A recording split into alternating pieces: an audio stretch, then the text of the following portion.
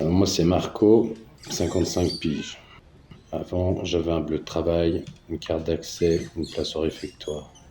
Maintenant, j'ai des genoux en vrac, une pension qui arrive pas et deux doigts qui se ferment plus. J'ai bossé dans l'acier, le béton, la graisse. J'ai chargé des palettes, démonté des machines, vu les gars tomber. Pas au sens figuré, hein. Tomber pour de vrai. Un sur une ligne, l'autre dans l'alcool. Et moi, je suis toujours là, planté, rouillé, mais debout.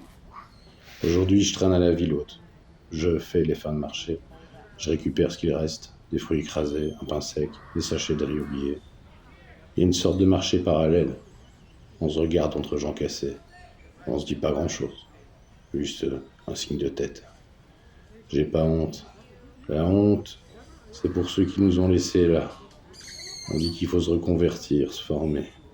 Comme si c'était facile de réapprendre quand t'as plus le manuel. Moi, j'ai pas de diplôme. J'ai appris sur le tas. Mais le tas s'est effondré. Et personne m'a dit comment on en sort. Un jour, j'ai mis les pieds dans un centre de formation. Pas pour devenir informaticien, hein, juste pour comprendre comment on remplit un foutu formulaire sans avoir l'impression de mendier. Eh ben, j'ai rien demandé. On m'a rien promis. Et ça m'allait. J'étais juste un homme, pas un problème. On m'a parlé normalement, on m'a laissé le temps. C'est con, mais ça fait du bien.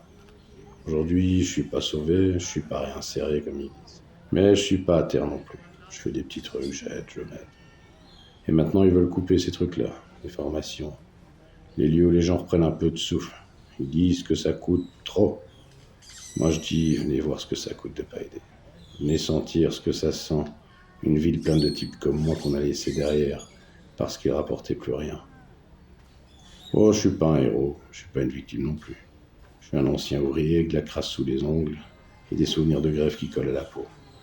Et si vous m'écoutez pas, tant pis. Je parlerai quand même. Parce que si on dit plus rien, on devient vraiment rien.